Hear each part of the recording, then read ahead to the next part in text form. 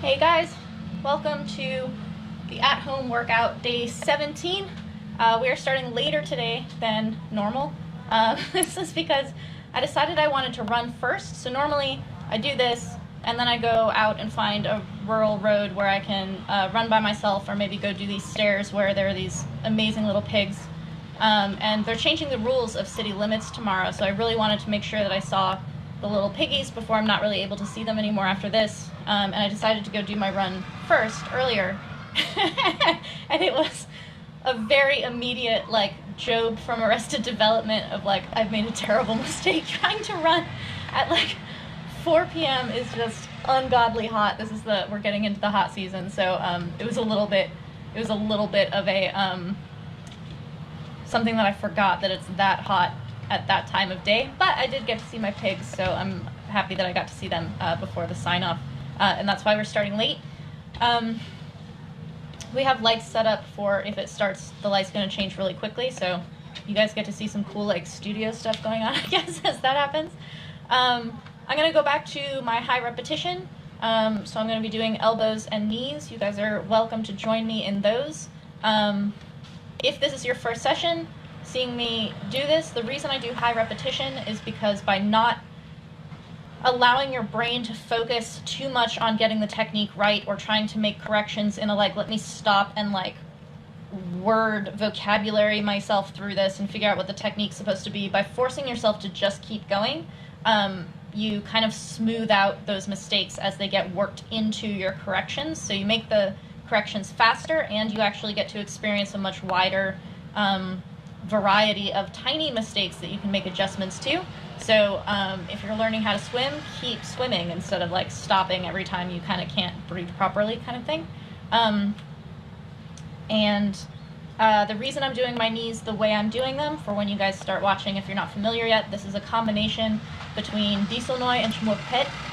They both have incredibly high, crazy knees. Chumuk Pet's was basically an uppercut with his knee from, like, basically kneeing distance. It doesn't have to be clinch distance, but definitely that's going to have a much better impact. He can step with it. And then Disolnoy's knees kind of go to the side a little bit like this, and they both practice them in a ring, holding onto the ropes, and I don't have that, which is why I do it against the wall. So if this looks like knees that you've never seen before, they are knees that come from two of the greatest knee fighters ever, and they look slightly different from anything you've ever seen, because knees like this aren't really taught outside of Thailand. They're not even taught in Thailand by a lot of people unless you have, like, a super Muay Thai teacher. But doing them against a wall is something all of us can do while we're home, because we've all got walls, which is pretty cool.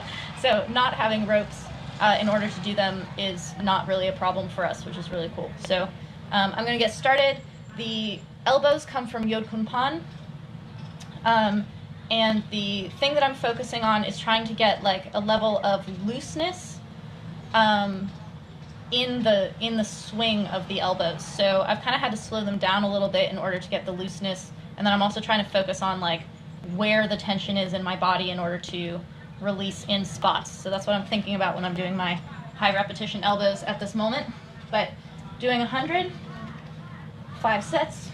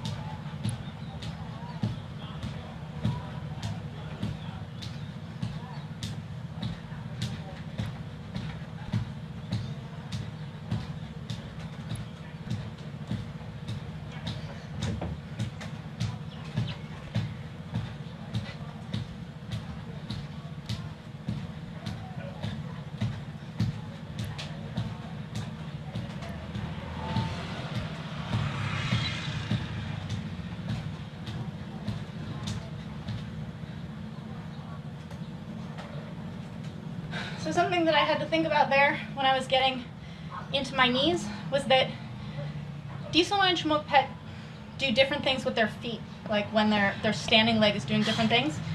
Diesel Noi tends to kind of step with his feet like this, and he's on his toes, and then his knees are going in opposite, like across, like that. Chmook Pet is more standing forward, and he's got way more of a like rising up on the foot with each knee. So as I was doing these, I was kind of making these micro corrections, keeping both of those things in mind. Both of them, no matter what you're doing, because the knees are coming straight up, the important part is to remember how to engage your hips so that you're not just kind of like marching in place like this. So the way that Chmook Pet engages his hip is part of that rise up on the foot. So it's like it just kind of flows out. With Diesel Noi, he actually, the reason his feet stay in this position and kind of step to the side is because he throws his hip after his knee. Not a lot of people throw knees like this. It works really well for him. He's basically, if you picture my target in front of me, he's stepping outside his opponent the way you would for like a kick. He steps outside of them and then his knee comes straight into them. They are nasty, nasty, nasty knees. But you're gonna have to try both and see what works for you. Just because someone says what a technique is that they use doesn't mean that's necessarily the technique, A, at the exclusion of other ones, and B, for you necessarily. So there's a really good patron session that we did with Diesel Noi where he's teaching Caro, who's very tall. I'm very short, so when Diesel Noi is teaching me things and strategies, it's not that they don't work on shorter bodies, but sometimes it kind of just doesn't, I don't know, it doesn't fully make sense to me, and then you apply it to someone who's like built more like Diesel Noi. Caro's super tall. You're like, I get that, like I totally understand what you're saying with that. So we labeled this patron session How to Fight Tall. You do not have to be tall to fight like this. Like Chmook Pet's not tall, he's about my height, but he throws a lot of knees and cuts off and all these different things as well. He's not only a knee fighter, he's an incredibly well-rounded fighter and changed his style against different opponents in a way that's kind of more radical than other fighters I can think of. But both of them, the way that they throw their knees is chosen by how that fits into their entire system. And so that's why when you're looking at different techniques of, well, this guy told me to do it this way and that girl told me to do it that way, they're not wrong, but you have to figure out like how they work into the system that works for you.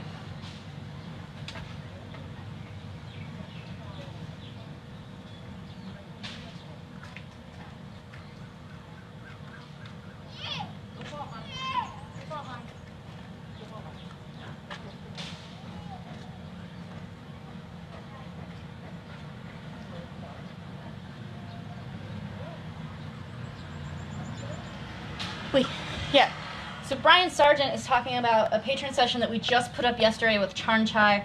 If you guys were watching the day before yesterday, I was working on some elements of what Charn Chai was teaching me about the teep. I love this kind of session, which is when someone who just has a mile deep knowledge on something gets to super start digging and like clearing out all of the overburden and really getting into like these deeper systems in a given technique or in a given kind of theory of how to use something. And this is totally what Charn Chai was able to do with his teep. And there are just so many different elements of it. And it's a really cool session. If you guys want to go watch it, it's the newest one on Patreon. So if you're already a patron, you can go watch it. If you're not yet a patron, you sign up. You can watch it the moment you sign up.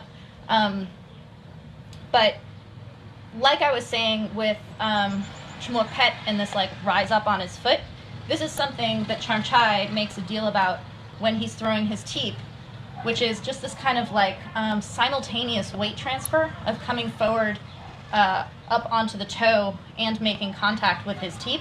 And it just adds an incredible amount of power, and it does not look like the like 300 teep into the pit kind of thing. It looks like nothing. It looks like this like pop, like I'm juggling you out of nowhere, and it hurts. He digs his toes like into the muscles under your belly button. It's really nasty, but totally. This like, I think that this rising up on the toe thing that definitely is unmistakable with Charn Chai, Chmook Pet, Diesel Noi, and Karahat. those ones are the ones to me that it really stands out on, but I think that in the golden age there was way more of this kind of like floating forward with your weight transfer that's, I don't see it all really in contemporary Muay Thai. I think it's kind of disappeared. I'm not entirely sure why, but it's visible, like it's definitely noticeable.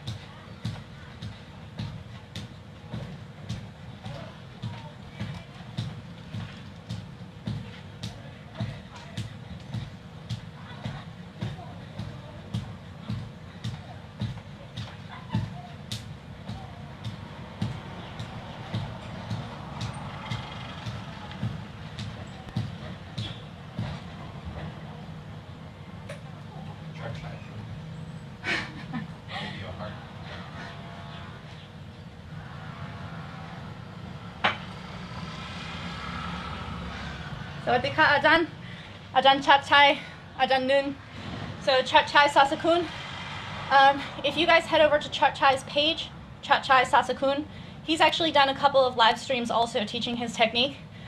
He's speaking Thai because he's answering questions from people who are posing them, and then the guy who's holding the camera for him, who's probably a boxing champion. He has many boxing champions at his gym, so I say the guy holding the camera, but it's probably actually a world champion. We'll ask the question, then Chat Chai explains it. Even if you don't speak Thai, Chat Chai's ability to teach and the way that he like demonstrates when you throw the hook like this, you kind of want the elbow to end this way. When you watch him, you just look at him, you completely understand what he's teaching. Like you kind of can't ever mistake what he's talking about. You're not like, where do I look? Like you know exactly what he's teaching, even if it's not something that you know yet, which is really cool. Chat Chai is a really amazing teacher.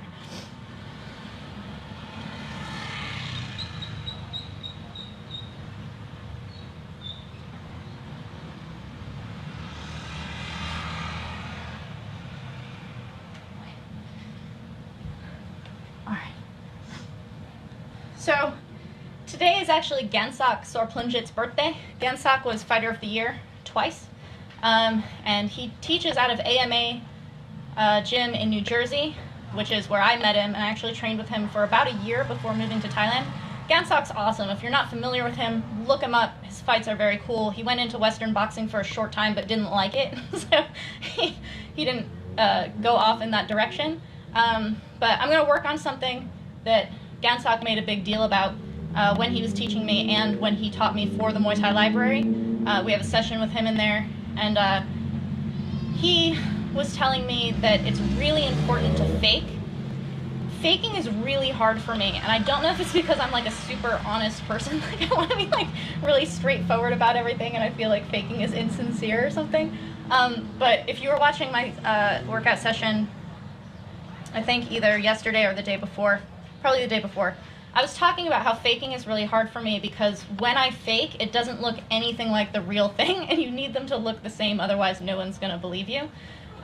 So something that Gansak had me do, happy birthday Gansak, something that Gansak had me do was very, very standard, which is that you use your teep all the time to keep people at a distance and kind of juggle them. And then after you've teeped them, you fake the teep. and come forward with like a knee or a kick. But he does this awesome thing where he actually like uses his hand to like hit the opposite knee that's coming up to like, I don't know if it's creating the sound matters or if he just wants to remind himself how high that knee has to come for it to be believable. But I totally stole this from him, which is I'll totally hit the knee with my hand on the fake, right? So if you're like teep, like this, so if you're faking, make sure that you're like able to hit one of your legs on that.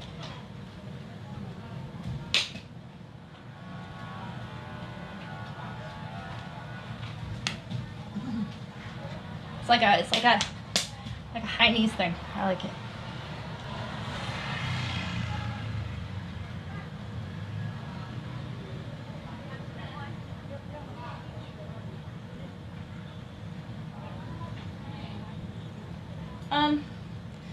Fabrizio is asking about elbowing in shadow boxing, and you're saying that Thais have a completely different motion. I don't know what you mean by that, maybe because I don't know what non-Thais do in shadow elbows.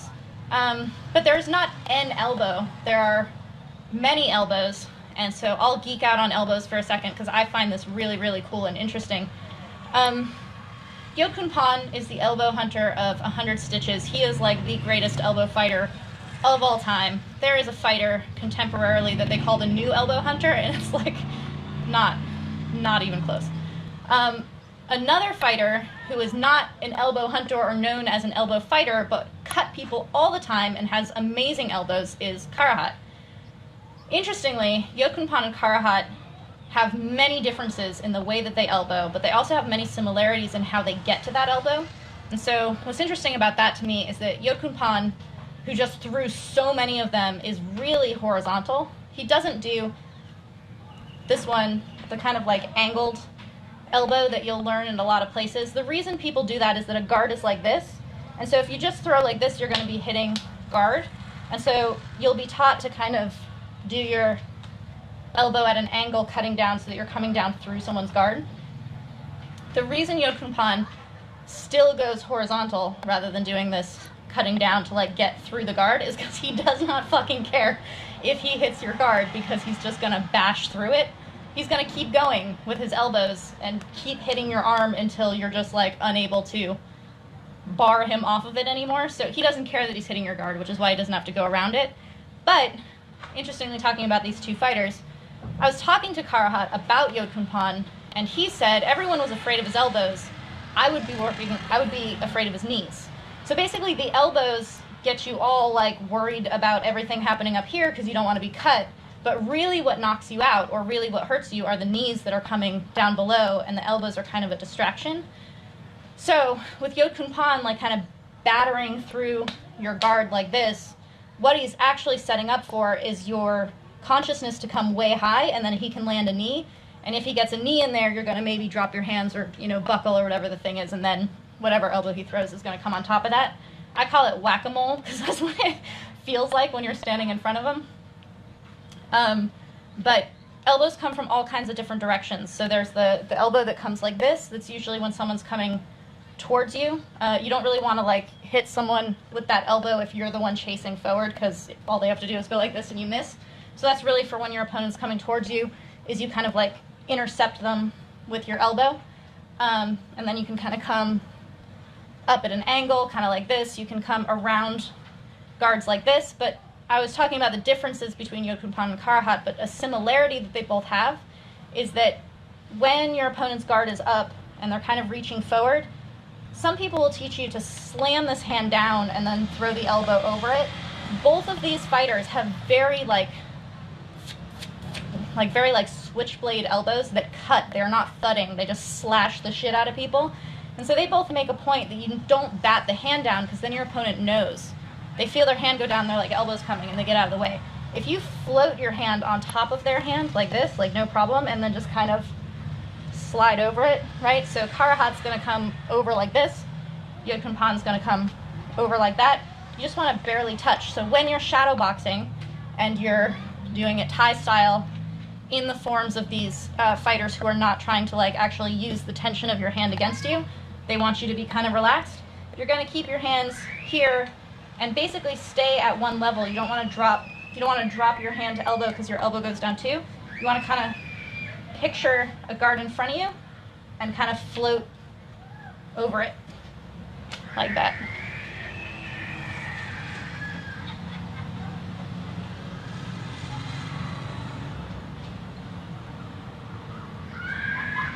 Yeah, so Fabrizio is talking about how they're moving their shoulders and their elbows in a different way, and it's maybe relaxation.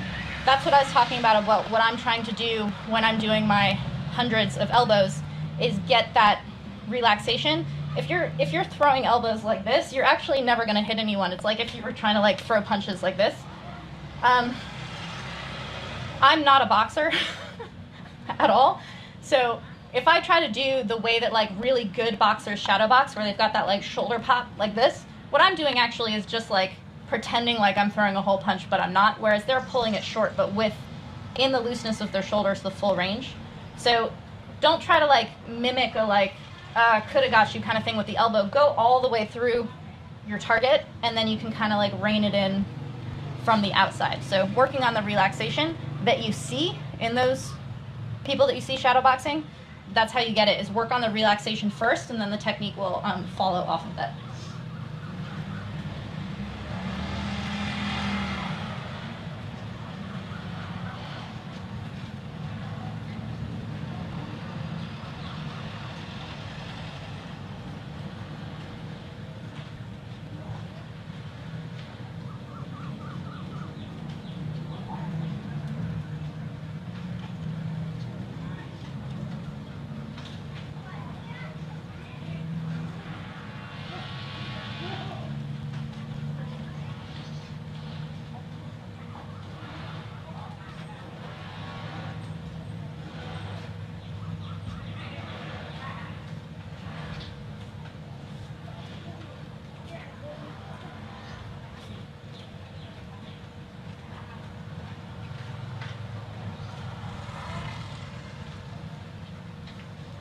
So I'm feeling less tension in my back than the other day when I focused on that, so that's actually really good.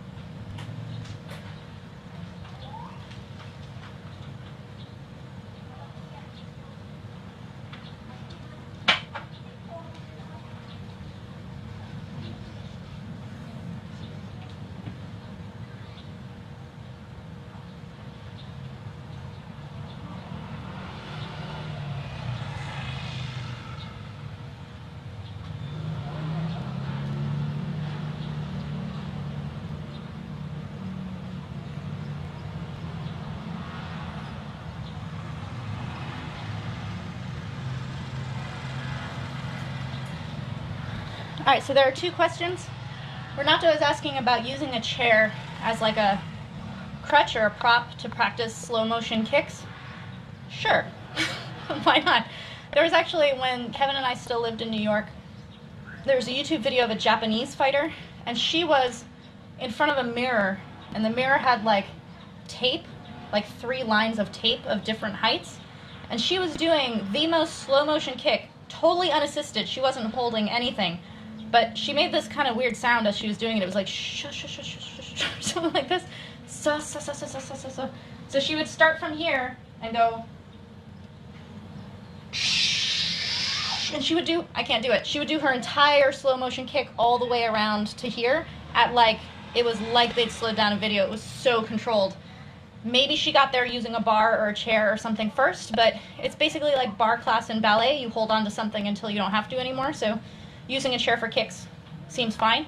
I originally, when I was trying to learn Ajahn Surat's caught kick bouncing and like keeping your hand in someone's face, I had a serious fear of having my leg be caught. I don't know really what it came from. Maybe my trainers early on were like dumping me all the time or something, and so I would basically just fall over by myself anytime someone caught my kick. So in order to train this, you basically have to take the oh shit panic out of the leg being caught, and I didn't have someone that I could ask, hey, catch my leg all the time.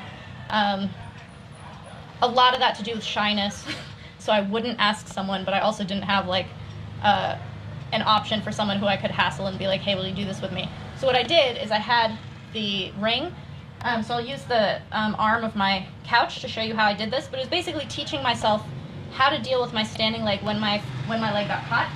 So I would kick onto the ring and then practice this, of like, this is how I can handle when my leg is caught. So totally using something for balance and prop until you can do it without, I think is really good. The other question is about closing the gap when you're coming in for clinch. You are talking to the person who has possibly been advised about this more than anyone else in the world, because I have so many cuts. And so people assume that I'm basically just like walking into elbows all the time. Yes, I have received a lot of elbows. Yes, my guard could have been much better in a lot of those situations, but I fight much taller, much bigger opponents, and a lot of times I was rushing in and kind of like spearing myself on them, or head clashes or things like this. This is not a like every opponent I fight has the most beautifully timed elbows I'm coming in kind of thing. So, one, closing the gap, make sure you have a guard. Like, make sure you have a guard when you're in that striking zone. And it doesn't mean you have to come in with the guard like this. You can like strike as you're coming in, but make sure that there's something that's protecting you as you're going through the kind of like no man's land of danger. Long Swan yelled at me really hard when he cornered for me in a fight about how you need to teep first and jab first before coming in and grabbing.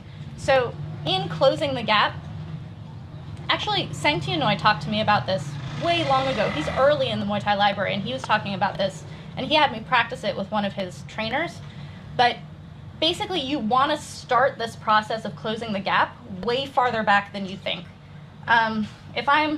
If I'm like within grabbing distance of my opponent, that's not the like, okay, now I start the like guard of closing the gap from here. I actually want to start it before I've even gotten to a point where I can grab them. That's why you want the teep from far away, is you're basically putting them in a position where they can't post and strike as you're coming in. And if you hit their legs or you hit their body, something that's low, it'll make it easier for you to grab up top, because their consciousness has gone lower, like their defenses have gone lower. So even if they're not dropping their hands to like protect their belly or whatever, they're not thinking about the grab that's coming up here. My trainer Krudang, who corners for me in Chiang Mai now, but he was my trainer in Chiang Mai the first 2 years. I had a serious problem when I was coming out of the corner from giving my opponent an 8 count. I would do this like really dorky like power walk over to my opponent that I had to work on to like be a little bit more badass looking when I'm coming out of the corner. But another problem I had is I had no idea what to do. Like, my opponent was hurt. I had just hit them with a knee, so I'm like, I have to go in and do exactly what I just did, because that almost knocked them out. And Dang said to me, what you want to do is grab them, and they know that what you want to do is grab them. So when you come in off of an 8 count, teep first. Totally same advice as Long Swan, right? But so I'm in my corner, I'm like waiting for my opponent to get their 8 count. You come back in, they're expecting you to just come grab. So when you come back in first, bam, you're actually hitting them exactly where they don't want to be hit again, but they're anticipating what you actually want to do, which is grabbing them up here, so you just start with something else first. So the long answer is what just happened. The short answer is the gap is much farther back than you think it is, and as you're coming in, use strikes and distractions to be able to grab from there.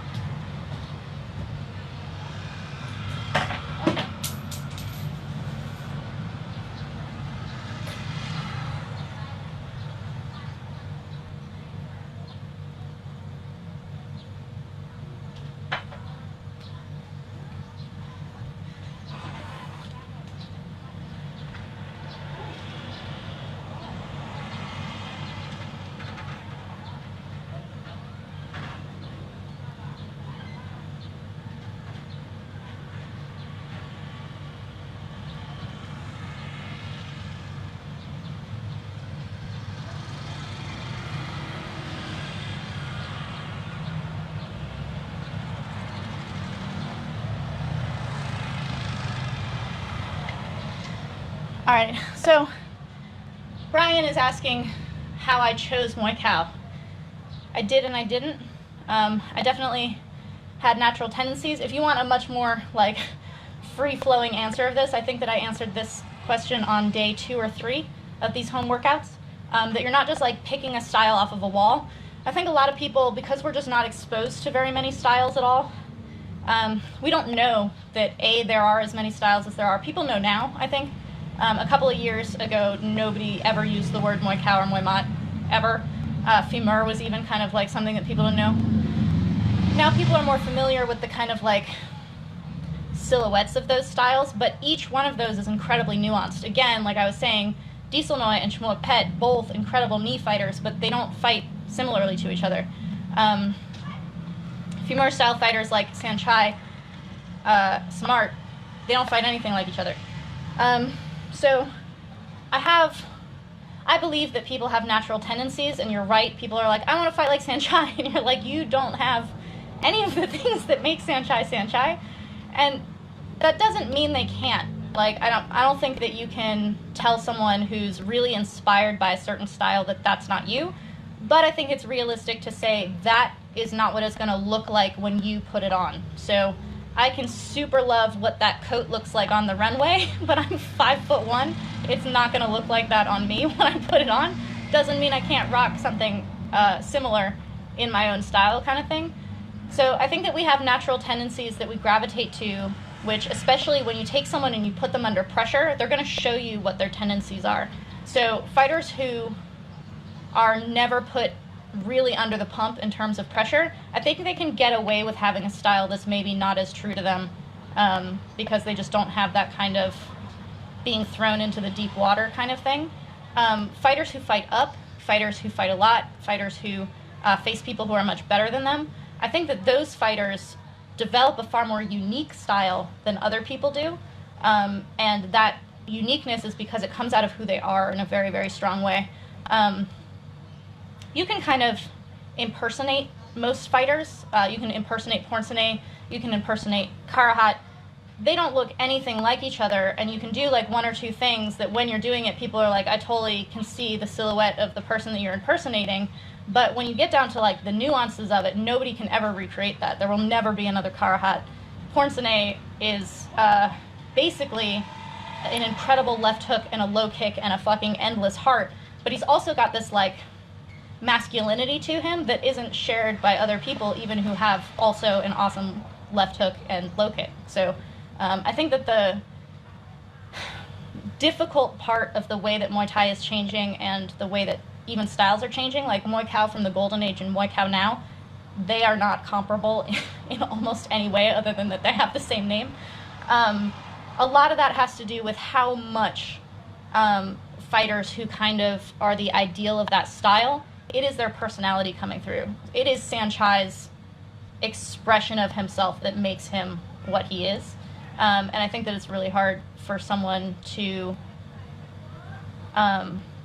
see that element of it when they're trying to like borrow from it. So if you see that element first, if you're like, what I love about Pornsene's style, even though I don't do a lot of hooks and low kicks, but I'm going to impersonate Pornsene's like attitude or his masculinity, then I think that's your style. Like if the attitude is your style, then that's really more your style.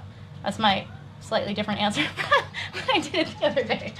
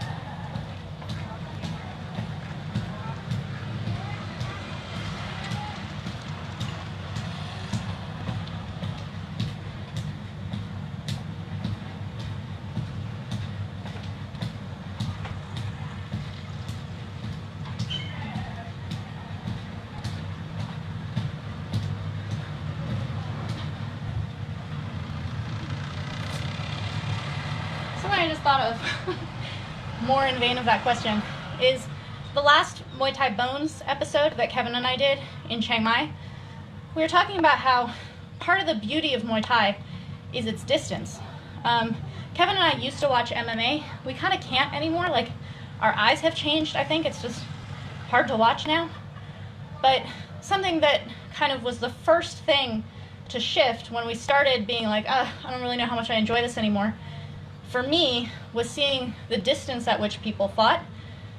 People stand really far away from each other. Really far away in MMA.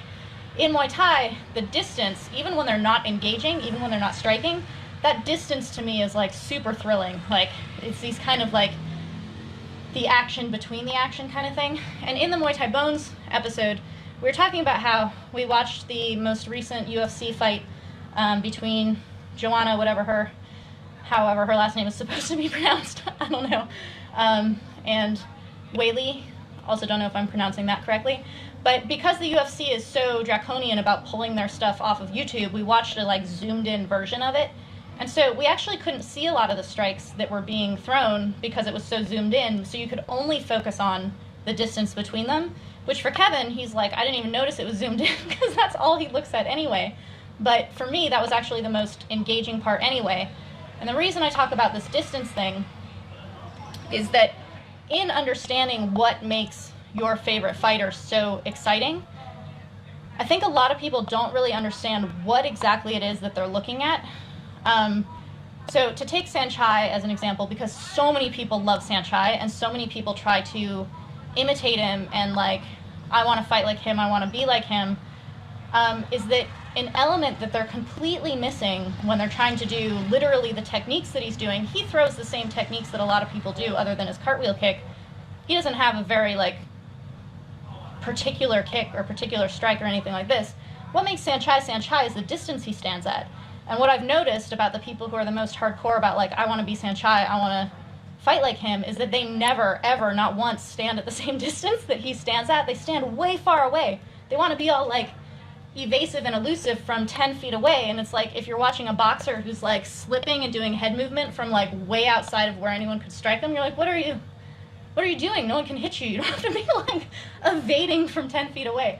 So in the same way that I've said, when you're learning from someone, when you're watching someone in the Muay Thai Library, for example, or if you get to come to Thailand and you're training with a coach who doesn't necessarily have the language skills to like explain what they're showing you, watch their feet.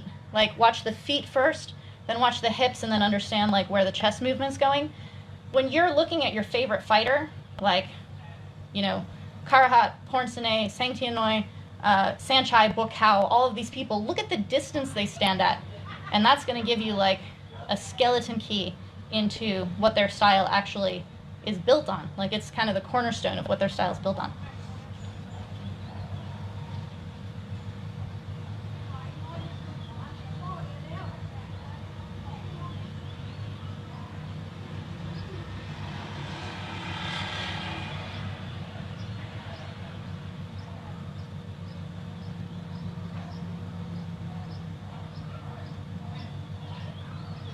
Okay, so Saitama, I'm sorry, I don't know if that's how you say your name. The question is, as a smaller fighter, how do you get inside if someone's teeping you? A couple of things. One, if you just come straight in, you're an easy target for a teep. I come pretty straight in. I've had to really learn how to kind of cut angles and cut off the ring. Part of that is Yodkun Pan's gallop as footwork, because you can cut someone off faster than if you're like trying to step for step cut them off like this. So you're kind of cutting angles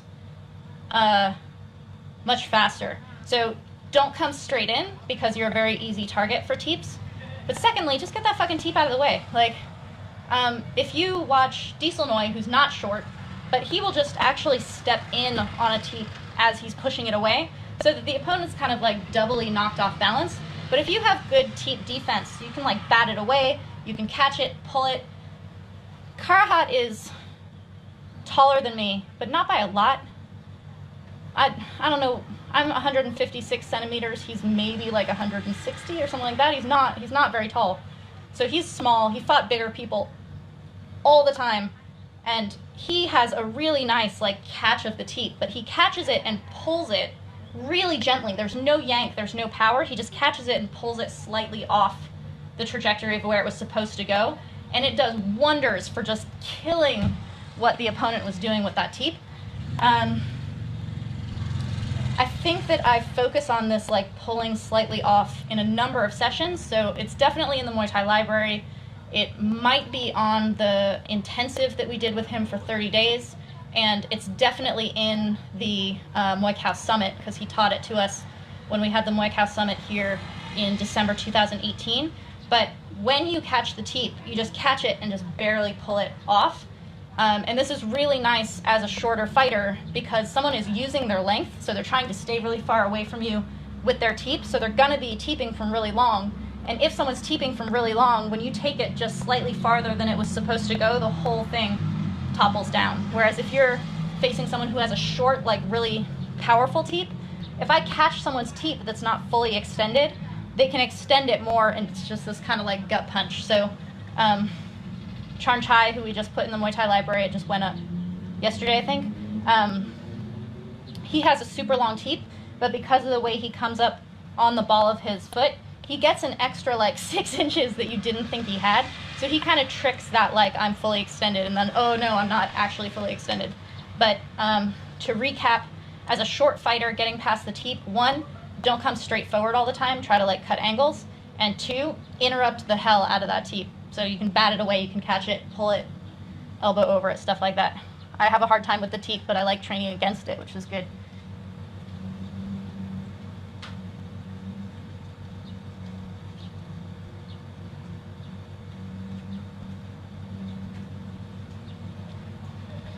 All right, it's getting dark. We actually have a really beautiful sunset going on here. That's me for today. If you guys have any further questions or want any details on any of those things I talked about, or something you think of later, you can watch 16 more home workouts. Today is day 17, so there are 16 more of them. They're all on my Facebook page as live videos, but Kevin, who's a workhorse, has been taking them and putting them on YouTube, so they're very searchable as well. So if you want to watch any of those previous days, you can go watch those on my YouTube channel and see those or select those out. You can ask questions on the Muay Thai forum, which is a really good place to post videos that you want to talk about, or be like, this is my favorite fighter, what do you guys see? Like what I was talking about really understanding what makes a fighter you're inspired by, what it is you're really looking at might not be what you think you're looking at. That's a great place to discuss things like that, because people have different eyes and different kind of impressions of things. And again, we add 2 sessions to the patron library every month. We just added Charn Chai, so there will be another one at the end of this month. We'll see who's in the queue, and I'll be voicing that in the next couple of weeks, and we'll post it back up. But everyone who I talk about is in the Muay Thai Library. It's more than 95 hours of long form training now. The thing I really like about the long form is that you really get to see things being worked out. Someone made a comment on these home workouts. They said they really liked watching how I repeat something over and over again, and I'm making mistakes as I do it, or I'm like, that's not quite right, and I'm trying to fix it. And so you actually get to see someone work through it. That's someone being me. When you watch the Muay Thai Library, that's the same thing. It's actually been my MO from day 1 when I was training with Master K. I did not want highlight videos that like erase all of your looking like a complete asshole when you don't know how to do it yet, because I think that there's a very invaluable value to showing your work. And so that's kind of my ethic, is always show your work. So that's kind of the reason I work on things that I'm not necessarily adroit at yet. That's why I babble at you guys about what I'm trying to fix when I'm doing, 500 knees against the wall or something like that. And so when you watch videos in the Muay Thai Library, you're learning from the legends. You're learning from these men who, as I said before, they just don't exist anymore. The Muay Thai of the Golden Age, the technique, the skill, the vocabulary, the expression of a person. According to Karahat, the charisma, he says that fighters nowadays just aren't charming anymore. All of that is also something that you see in these sessions of the Muay Thai Library, because it's long form, and then if there's any intimidation about, I don't know whether I can digest it because of my skill level or I don't speak Thai or whatever those things are, I do a voiceover on every single one explaining what they were trying to show me, what I was missing about it, what I understood about it later, as well as translating a little bit of what they were saying. But the untranslatable part is actually just watching these men and seeing their personalities come through, which to me is one of the most precious parts of the library, is that it's archiving these men who, along with the Muay of Thailand itself changing, these men are aging out of being who they're going to be like heroes from before rather than, you know, heroes now. So stay safe, stay home. I know things are changing for a lot of people kind of on a day-by-day or week-by-week basis. They're changing for me. I'm not really able to do some of the things that I was able to do up until today. Tomorrow some things are changing and they're kind of closing down the city a little bit more, so I'm going to be making adjustments. Don't be afraid of things changing. Things changing are good because they throw you out of your comfort zone and you're forced to kind of make adaptations and adjustments. Kevin and I just ran a contest where we asked people, how has Muay Thai changed your life, and read all the answers and chose our favorites, and those people get a promo code to go watch this intensive I was talking about with Karahat, which is 30 days of training with Karahat, so it's more than 30 hours. I think it might be 36 hours or something like this, and then there's also Yod Kumpan in that. But the thing is, one of the answers that was my favorite was that this woman's life had already changed significantly. She was already going through some pretty harsh changes, and she just rolled with it and let Muay Thai change it again at the same time. It's like, well, we're in transformation mode, so let's pull in all kinds of change. And so I think that's something that inspires me now. Instead of thinking like, I don't have access to all of the things that I want, and so the change is being shut down, the things I do have access to are how I handle that and the things I choose to work on within a smaller, confined space than what I had before. And to me, the like, okay, well, if everything's going to change, let's do some self-work change as well, is less of a like bumper sticker or like self-help book, and more of a shit's going to change anyway, everything's undetermined, everything is really uncertain. So I have this tattoo on my arm. It's a line from Rilke, who's a poet, and it's in German, it's wrote in German, but it says, live the question. So instead of trying to answer everything, when will this end, when do we get to go back to our things, all of these different things, live the question. We don't know.